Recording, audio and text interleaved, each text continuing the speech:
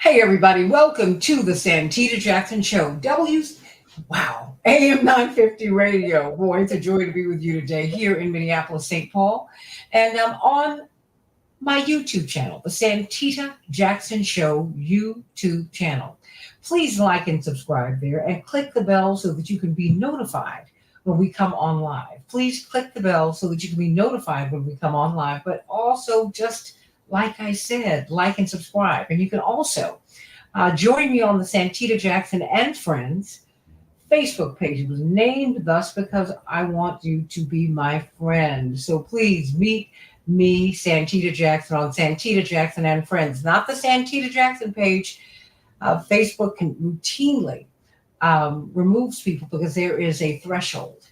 And I've exceeded it many times. But you can, as many people as want to join the Santita Jackson and Friends will be allowed to. So please like and subscribe on the Santita Jackson Show YouTube channel. And please, if you are online, go to am950radio.com so that you can hear the show and all of the wonderful programming that the Voice of Progressive Minnesota has for you. Well, we are in the throes of election 2024. I know I say that a lot, but it is a very interesting election season because it's a very interesting time to be alive. So much is going on, so many issues, so much of the quiet part is being said out loud. So many things that we never thought would be on Front Street are. And none is more pressing than the issue in the Middle East. What is going to come of Gaza? What is going to come of the Palestinians? What is going to come of them? Well, we're almost at 30,000 people officially who have been killed since October 7th. And we're going to be talking with Bronco Marsh, who's written some very interesting articles critical of President Biden and his stance. And indeed, one of the latest is officials keep admitting Biden's anger at Israel isn't real. Officials keep admitting, and now he's pulled from different sources. He didn't come up with this himself, from Politico and other news sources. And he said if you really read, not just between the lines, but if you read the whole sentence, if you listen to all that he says, he is not angry with them. Indeed, he feels that Israel has a right to do just what they're doing, which perhaps explains his policy. So let's talk about that, because many people say that it could cost him the presidency, but it doesn't seem to matter that much to him. Why? Let's talk about that here on the Santita Jackson Show. And then, of course, the Alabama reproductive rights decision.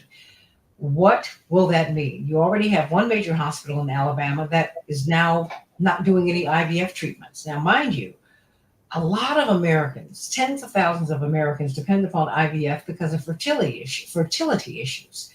And because Alabama has ruled that an embryo is an unborn child, that puts doctors in a very difficult position because, IVF, you fertilize a lot of eggs and you deposit a lot of eggs. Some of them make it, some of them don't. Most of them do not. So are they guilty of medical malpractice, murder, if the eggs don't take root or if they're lost? What happens with parents? What happens? I mean, there are so many implications to this decision, and what is really driving it? Is it really pro-life? I think that if you're pro-life, you're pro-Head Start, you're pro-prenatal care. You create a ceiling, you lift the ceiling off of people and their dreams and ambitions, and you create a floor beneath which no human being can fall. That is not the society we have. Poverty is allowed to proliferate, and it is growing. That's not a pro-life society. We have a public school system that is not working, not because people are not working hard, but because we're not investing in it. More and more of our children are illiterate. More and more of our children cannot figure in mathematics. More and more. In America, in a world that is, as more and more people can read, as more and more people can calculate, as more and more people in developing countries can do those things, Americans are falling behind. What are we going to do? So let's get right to it. Let's start off with election 2024. The quiet part is being said out loud. Attorney Mark Fancher, National Conference of Black Lawyers, brilliant opinion maker and opinion. Oh, you opine. I love to read your writings. That's how I met you in the air. And brilliant author and brilliant civil libertarian. Officials keep admitting Biden's anger at Israel is not real. Bronco Marsh wrote. Buried in one of the recent spate of stories about how President Joe Biden is really, really upset with Benjamin Netanyahu when no one's looking. Part of a newly urgent press campaign by the White House to distance the president from his own increasingly unpopular policy on the brutal Gaza war was a telling line. And I quote, yet, even as Biden has escalated his rhetoric, he is not yet prepared to make significant policy changes, officials said. He and his aides continue to believe his approach of unequivocally supporting Israel is the right one, close quote. Now, I think you can support Israel and be critical of Israel and stop them from doing something that increasingly is casting them in a bad light, a horrifying light all around the world. But that's not what America's doing. Indeed, America is funding it. America needs Israel for a whole lot of reasons. So let's talk about that. Or maybe they're needy for Israel, because I don't think you need to have to kill anyone to prosper. Attorney Mark Fancher, it seems like he said the quiet part out loud. Because we've all been perplexed by President Biden's actions in this election year. It's like, do you not know what you're doing? Do you not know that you are doing, your policies are increasingly unpopular and they're dooming your presidency? What say you, Attorney Mark Fancher? Well, I've never been surprised by his lack of willingness to take a stand against Israel. And I have not thought much about what his personal feelings may be about it. And I think that what we're talking about today goes to that question. But in terms of his general approach to Israel, this country has had an ongoing perceived need to be strongly in the corner of Zionism, because Zionism is in many ways its creation. It has been a necessity for it to preserve its imperial standing in the world. It has sought to dominate the Middle East region for quite some time. And it has been necessary for the US to have the state of Israel to do its dirty work for it in that region of the world. It has been necessary for them to do it because the United States, because of the perceptions, the beliefs, the honest feelings of people in this country, the United States is no longer in a position to commit ground troops in large numbers on a whim, or just because they see a need to do that at any given time. So they have to rely upon proxy forces to do that. And Israel has served that purpose in Palestine. And the United States needs to have access to that region for geopolitical reasons, strategic reasons, because of its ongoing tensions and friction that it has with Russia and other countries.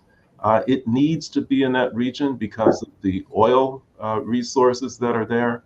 And when you've got a population, an indigenous population like the Palestinians, who are offering resistance to settler occupation and the oppression that comes with it and the ways in which their lives have been dominated, then they're in the way of the imperial project. And you need somebody to go in there and knock them around. You need somebody to go in there and keep them under control or keep them contained. And we've reached a point where Netanyahu has concluded, apparently, that there is the need for a final solution, which plays itself out as genocide, where they just need to purge the entire region of Palestinians, just kill them all, and then the problems are over. And so it brings us to the question of to what extent Biden, on a personal level, feels that way. You know, as I said, it's his duty as president to feel to support all of that because of the needs of the empire. And really, it's part of the job description of a president of the United States. to engage in violence on behalf of the empire and its survival and its domination of the planet. So you've got to do it whether you like it or not. And the question that we're considering today, I guess, is whether he likes it. And apparently he does. And that doesn't actually come as a surprise either, because for a person to enter into that type of work, to go into the Oval Office or into the Pentagon, they need to have a certain mindset. If they don't already have it, then they need to acquire it once they're there. And it is a cold-blooded and calculated, vicious kind of view of the world and its people, and really sort of a lack of a feeling that large segments of the world's population are even human beings, that they are simply essentially objects that are to be manipulated, controlled, and in some cases killed if they get in the way of what the empire is trying to do. And so I've heard, I don't know personally, but I've heard that many times strategists in the Pentagon, their discussions about what moves to make, how to use military force, how to engage with certain regions of the world, take the human equation completely out. That they just talk about moving people around, killing people in much the same way that someone might talk about how to arrange stock in a warehouse. That there is no feeling, human feeling about this at all. They're totally divorced from it. And if that's the mindset that Joe Biden has, then it comes as no surprise that he might have reached the same sort of conclusion as Netanyahu, that these are not real people. They're just brown-skinned people that are in the way, and they're doing what they've got to do in order to perpetuate imperial power.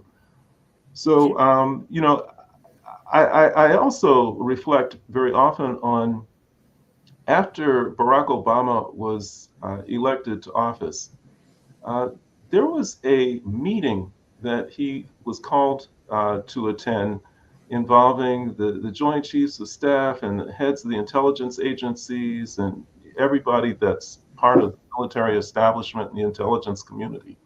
And I remember seeing the news coverage of that. And when he came out of that meeting, he looked ashen. He looked just totally, shocked. And I've always speculated that they told him the facts of life in that meeting, about exactly what it is that he was expected to do as commander in chief of the U.S. And it involved killing people and engaging in wanton violence. And it may be that he had never really fully considered that or grasped the reality or the gravity of it before that time. But as we see, he came to adjust to that quite well, and had no problems at all doing exactly what the empire required. Researchers at Johns Hopkins, and I believe it's the London School of, if that's right, of Hygiene and Tropical Medicine, they just completed modeling for a study. The study is entitled Crisis in Gaza, Scenario-Based Health Impact Projections. They project 85,000 more people will be killed in 6 months. How can that be acceptable to anyone, Mark Fancher?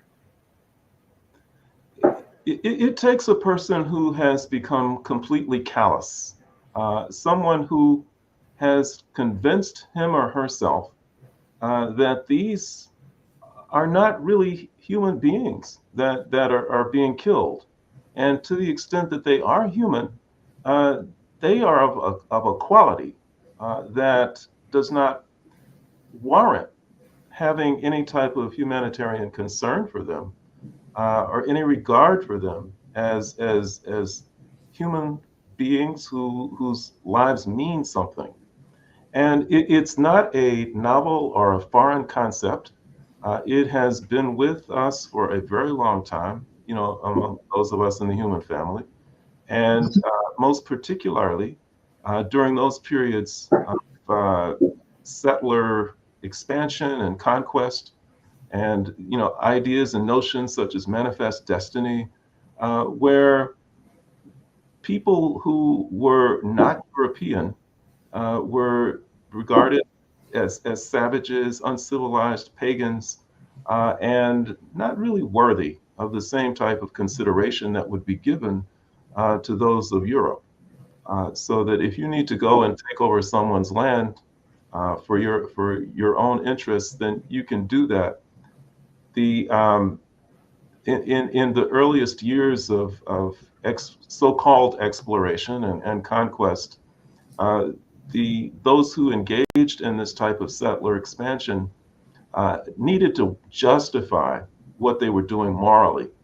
And they did it in a couple of ways. On the one hand, they did come to push the idea that the people of Africa, the people of the Americas, the people of the Caribbean, the people of Southern Asia and other places, all of them were savages, uncivilized, and heathens, and that they were engaging in a civilizing project. That by going into these places, that they were bringing God to them, that they were bringing civilization to them, and that they were actually acting in the best interests of these people. And they further got authority to do this from the Vatican. And so that if you wanted to go into a region and to claim it for a European country, then you could go to the Pope and he would issue what was called a papal bull, which was a legal document that essentially said that you have God's permission to go in and to conquer this territory and to take it over. And regions that were occupied by indigenous populations under the law were often branded as terra nullius, which means land that's not occupied, occupied by nobody.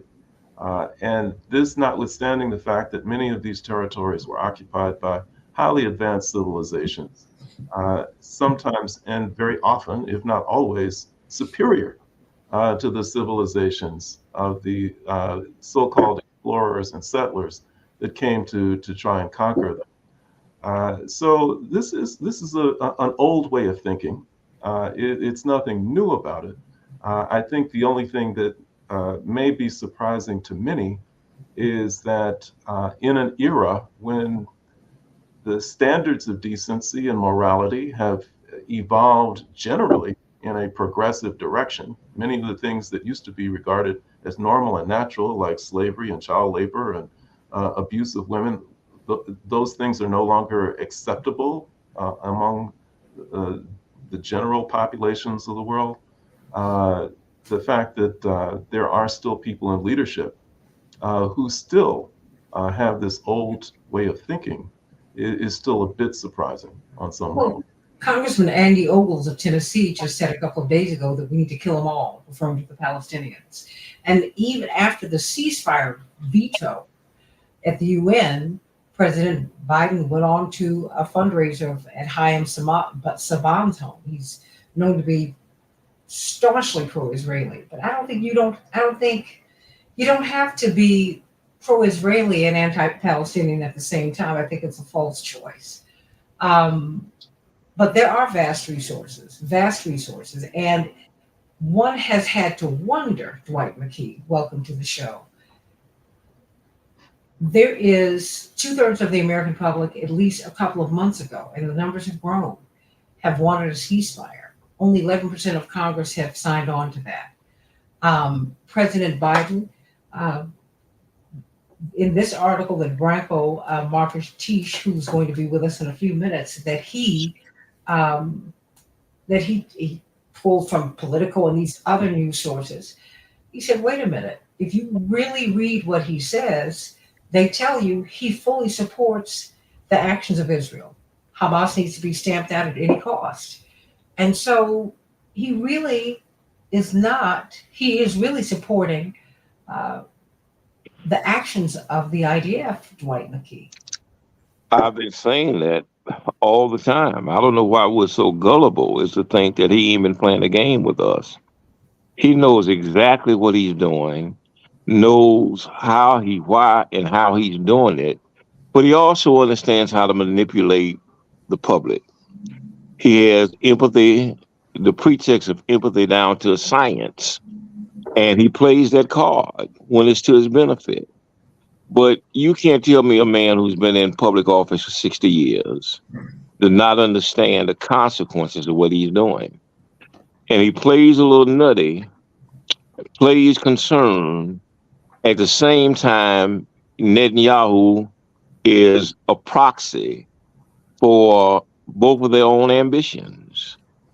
He has been racist to his core since he's gotten in Congress. If you look at his record, it demonstrates that. I mean, he didn't want black children and white children to ride on a bus together, much less to integrate. And so his track record, his history is a history of racism and nationalism to the extreme. The reason that Obama put him on the ticket was to attract that crowd so that he could win. He knew then who he was putting on the ticket and who would be attracted to that. And they thought was, well, maybe Obama may not make it through the presidency, and if he don't, at least we got our guy there, um, who we can trust to maintain the status quo. It's. I'm always amazed, Mark, of our gullibility. That we really, if somebody put their arm around us and shed a tear, our need to be accepted and loved is so profound that we believe the hype.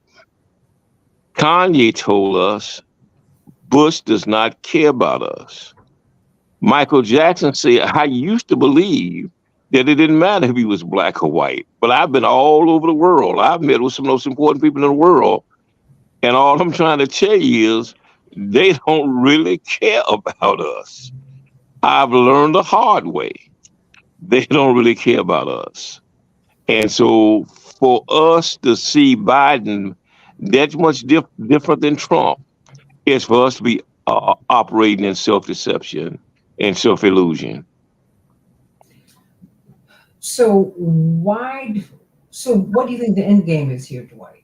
I mean, if do you think For who? does he care for Biden? Does he care about the presidency at all? I think he cares more about being rich. I think, no, I think he understands the chances are he's not going to win. And I think a lot of his motive for wanting to win is the same motive that Trump has for wanting to win. That is to keep his family out of jail when his hearing start next week, and for himself not to be vulnerable when his hearing stop next week. But I think in terms of he and him, I think he understands he's not up for the task. He's, playing the role again. But I think his main goal is retire wealthy and to make his family wealthy. I don't think he has pure motives at all.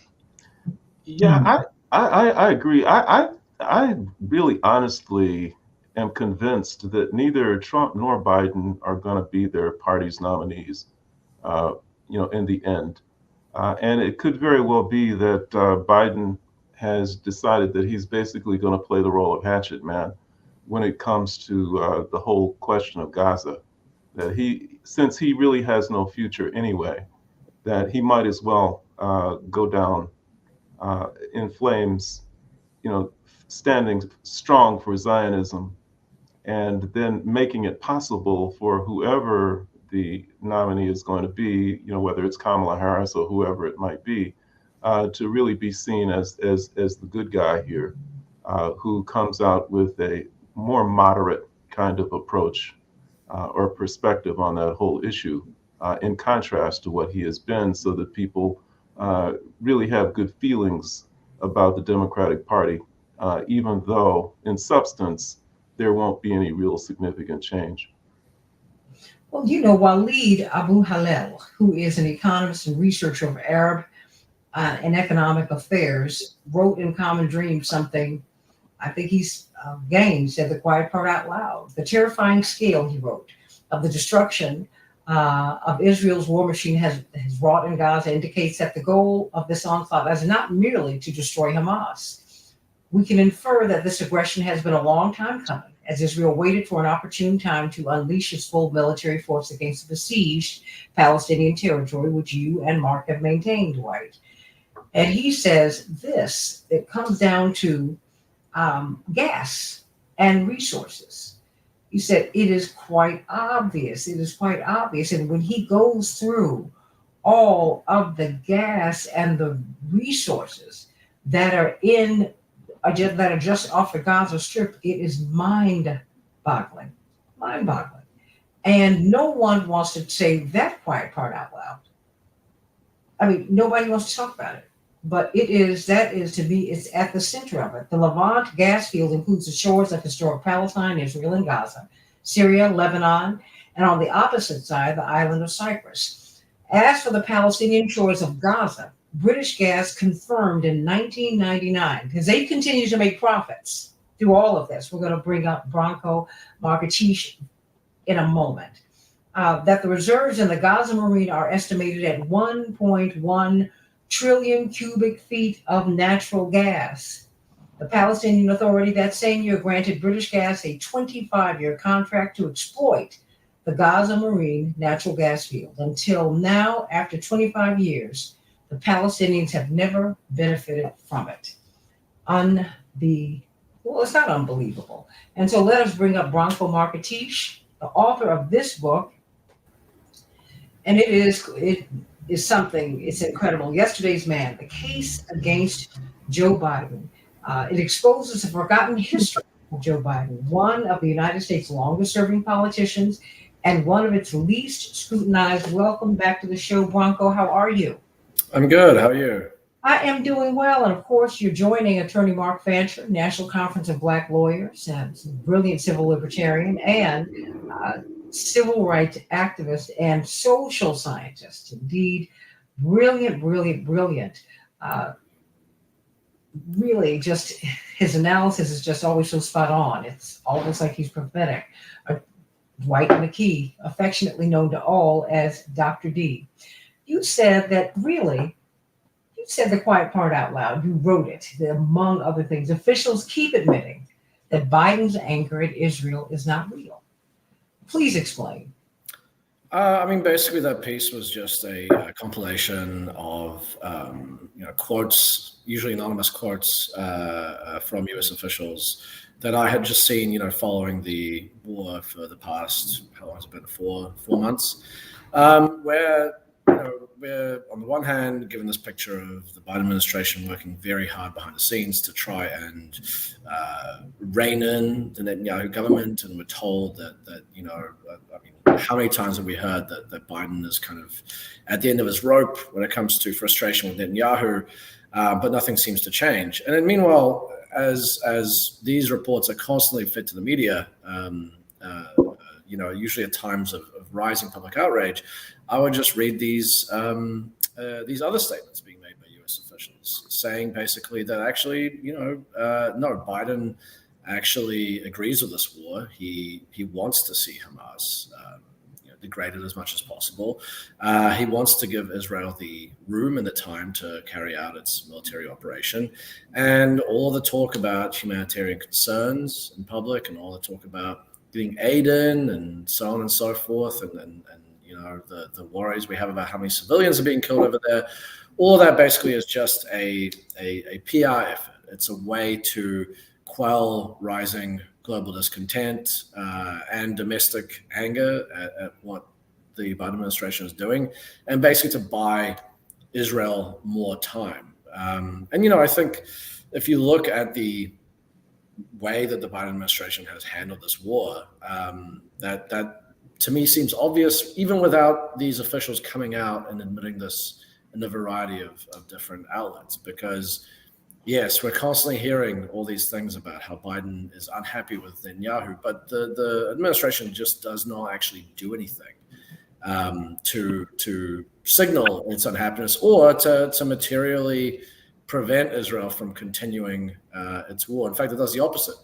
It continually, even as these public expressions of frustration are made, continues to kind of funnel weapons towards Israel so it can carry on the war. So, I think you don't really need these quotes to realize that this is what the Biden administration policy is. But I think it's also probably instructive to have in mind that people in the administration have come out and said explicitly that is exactly what is happening.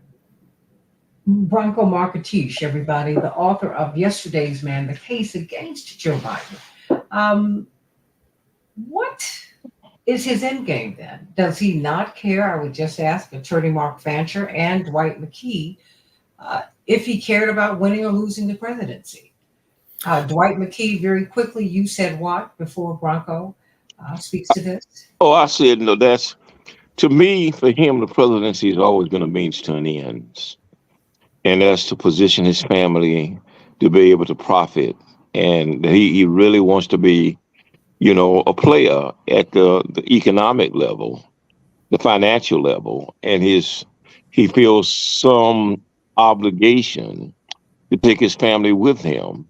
And so much of his life, he's used to leverage politics for economic gain, either directly or indirectly. And so I think that he really does not care, as I said a little while ago, other than the fact he may need to be the president to pardon himself and his family when they come after them next week.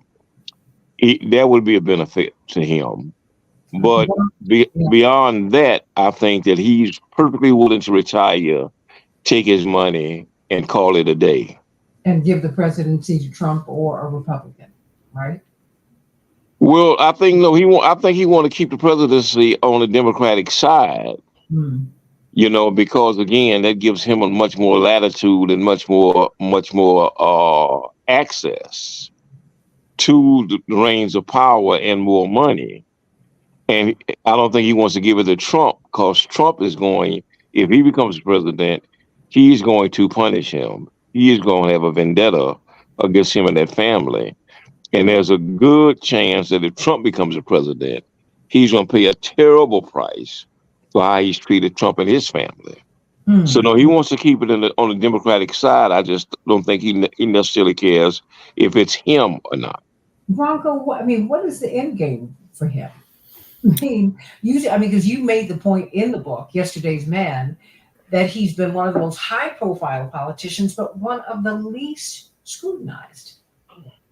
Yeah, it's honestly difficult to know. Every single week, I am baffled by the continuation of this. It's entirely possible that even they don't really know what they're doing. You have to remember, number one, that this war, by Biden's own admission, began partly because of the Saudi-Israeli normalization deal that the U.S. started under Trump and then Biden continued. And I agree with that analysis. I think that was a big part of what motivated the Hamas attacks on October 7th. But Israel's prosecution of this war, the brutal, and I would say at this point, obviously genocidal nature of its war, has inspired such anger in the Arab world that now that Saudi-Israel normalization looks increasingly unlikely. And yet, we just heard maybe a week or two ago that the Biden administration still wants to pursue the Saudi normalization deal, even though, number one, its support for Israel is completely undermining that. And number two, that was the cause of why this violence erupted in the first place, by Biden's own words. So, it's a completely nonsensical foreign policy. And I think it's entirely possible that the contradictory, inexplicable nature of that foreign policy is also reflected in, the what Biden's kind of plan is for this election. It may well be, and we've heard now from numerous sources that it's Biden personally, Biden himself, who is the kind of leading voice who is insisting on this course of action on the Israel-Gaza war, contrary to the advice of experts and contrary to many people in his own administration who think this is a terrible thing for U.S. interests and his own re-election. But it could be that a guy who is very out of touch and cloistered and does not really have his finger on the pulse politically of what's going on right now in the country is making this decision because he's very much stuck in a completely different decade and a completely different political era from what we're seeing on the ground. But it's honestly, it's hard to say because we have very little visibility in what is actually happening in this White House, except for some of the occasional leaks and some of the leaks that the White House itself wants to give the press for its own kind of self-serving reasons. Why do you think the White House, Bronco, is so closed? I mean, it seems that the person who's on the firing line is Karine Jeanpierre. I mean, it's another good question. There have been many people pointing out from the beginning of Biden coming in that this is an unusually kind of, to some extent disciplined White House. It's not like Trump where there were just leaks going everywhere, but also that it's a very, very much closed off and not transparent, that people have far less access to people at the highest level of decision making, that Biden himself rarely does interviews, press conferences, and all manner of other things. I mean, he's set a record actually for the least amount of interviews for a modern president. So it's hard to know. I mean, I think some of that might have to do with the fact that what we've been hearing over the last few weeks, where his own staff want to kind of prevent him from misspeaking or making mistakes in public, and they see kind of keeping away from the media as the best way to do that. But for a few years it did work. At this point, it might be actually hindering his re-election chances. But that's probably my best guess. Yeah. Well, what has this done to America's global standing, Bronco? And I'm going to toss this question to the rest of the panel. But what, just in real time? Oh, I mean, it's a disaster. Number one, there was actually recent polling on this done. I think it was 18,000. No, I'm sorry, not 18,000. I think it was about 8,000 respondents across multiple, Arab countries, and they asked them what kind of effect the U.S. policy in the Israel-Gaza war has had on how they view the United States and how they view its role. And I mean, it was terrible. People had an overwhelmingly negative view of the United States in that region, which already they had a negative view, given everything that happened under the Bush administration, of course, even under Obama, and of course Trump. But it's gotten so much worse than that. And I remember speaking to Dr. Trita Parsi of the Quincy Institute early on in the war, and he said that he'd spoken to diplomats and other officials in the region, and this was, mind you, this was maybe around November, so this was very early on in the war. And he said, that what I'm hearing back from them is that this war is actually having a bigger negative effect on U.S. standing in the region than the Iraq war did, which is a pretty extraordinary thing when you think about it. And I have to say, based on this polling that I just referenced, that appears to be very much coming true. And besides sending the U.S. image plummeting in the Arab world, through the Middle East and actually all over the world, at a time when the U.S. is very much trying to battle for the hearts and minds of the global South, the so-called global South, so that they don't end up kind of siding with China.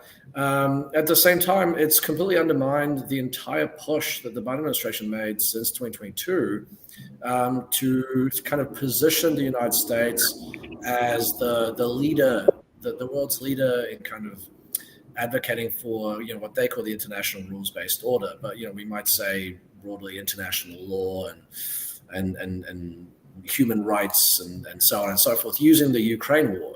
That was actually a very effective campaign. I think a lot of people did take that seriously, despite the the US's long history of completely ignoring all the dismissing all the things that it cited during that war. But all of that has now been completely undermined and demolished by the fact that Biden, has basically just supported this horrific mass murder in Gaza to the hilt. So it's done tremendous damage to the United States in terms of its image, but it's also done tremendous damage to the Biden administration's own foreign policy strategy, where all these countries now are looking at the U.S. and they're saying, you know what, the U.S. is just as cynical as we thought. We should not trust them. We should look to countries like China instead to side with. Well, to your point, to the name of your book, the title of your book, Yesterday's Man, how did you come up with that? I mean, is he stuck in yesterday? Well, I wish I could claim credit for that title. That was my editor, Bhaskar Sankara, who came up with that title. But I mean, it's a great title, and I think it kind of captures something very real about the president. I do think that aside from a brief moment in 2021 and some things that he has genuinely shifted on, he is someone of a completely different era, and I think he's still stuck in that era. I don't think he really has, he understands how the country has changed completely. And I think that the Israel-Palestine stuff is kind of a very good example of that. I mean, Biden's, throughout his career, not in public, but privately, he's made comments along the lines of, basically that there's no point supporting, Palestinian justice for Palestinians because there's no political benefit to it, and that that's an incredibly cynical thing to say, but objectively that might have been true for many decades. Now it's quite different. It's a different situation. There's a lot more. It's still, America's a pro-Israel country still, majority, but it's a much more pro-Palestinian country. There's a wide generational gap between how people view that particular conflict, with especially a core part of his coalition, young voters, viewing that conflict in much more pro-Palestinian or Palestinian sympathetic terms than previous generations did. And it doesn't seem like Biden's really taking that seriously and taking it seriously, the need to kind of placate or at least listen to the concerns of that part of his voting coalition. I think the other part of it is that it's based on what we've heard about what the administration's campaign plan is. I think that there could also be something very cynical going on here, where their assumption is that once it becomes a contest between Trump and Biden, basically everyone will simply move on and forget about what he's doing in Gaza, because this is really a U.S. war in many ways. And that they'll just kind of forget all of their objections and anger about it and just kind of come back into the fold because they'll want to stop Trump. That probably is true and will be true for a lot of people. But, I think it's also, it's a big bet. It's a big gamble. It's not clear to me that a lot of people will just go, oh, look how bad Trump is. We have to now vote for Biden no matter what. It could be that many people do what they did in 2016 and just stay home. And if so, that's an incredibly cynical assumption by them, that they can simply just carry out this terrible, terrible, never-ending series of war crimes over in Gaza, and then just kind of, to quote Mitt Romney's campaign manager back in 2012, just do the Etch-a-Sketch and kind of erase it and then reset, and everyone will forget about it. I'm not so sure about that. Well, Attorney Mark Fancher, you are in Michigan, the heart of the Listen to Michigan campaign, where increasing numbers of elected officials are saying, in this upcoming Democratic primary, vote uncommitted. Do not vote for Biden. Do you think the ground has shifted underneath his feet? Is Michigan any indication of that? Yeah, and I think he knows that. See, I don't. I think that he knows exactly what's going on and what he's doing, and I really, honestly, never judge what's happening in this country by what a president says or does, I don't think that they call the shots. Not Biden, not any president. I think that they take their marching orders from an oligarchy that remains in the shadows, unseen. And I think that they are also very Machiavellian. And I honestly believe that they could have a scenario in their heads that goes along these lines. That one, Biden is damaged goods. That and Michigan is good evidence of that. But also the world opinion of the U.S. and its position with respect to Gaza is one. The damage is probably irreparable. But at the same time, the empire really needs to have what the Israeli forces are doing in Gaza to continue. They need that to happen. They need this genocide. The empire needs it. They've got to have it. And so why not make lemonade out of the lemons? Since Biden is damaged goods anyway, since Israel is already engaged in this process, let Biden continue down this road. Let him continue to be the hatchet man. Let him be the one that supports Netanyahu. Let him be the one who continues to do all of this. And then within the next couple of months, there are reasons why he is not going to be the candidate for president of the United States. Maybe it will be because he decides that he just really is, his advancing age makes it not possible for him to continue, or maybe he decides that for the good of the party and because he has become such a flashpoint for controversy that it's necessary for him to step aside and to let someone else come in and to carry the standard for the Democratic Party. And for what it's worth, I think the exact same thing is going to happen with the Republican Party. So it's not going to be a contest between Biden and Trump. I think it's going to be a contest between two other people, whether it's Kamala Harris and Nikki Haley or whoever, I don't know.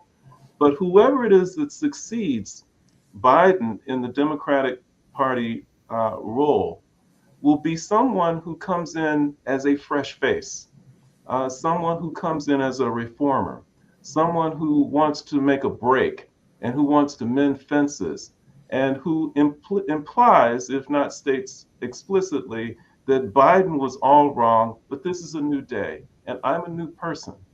And so I am going to go over and spank the hand of Netanyahu. And at the same time, I'm going to offer an olive branch to some of the friendlier Arab countries in the region.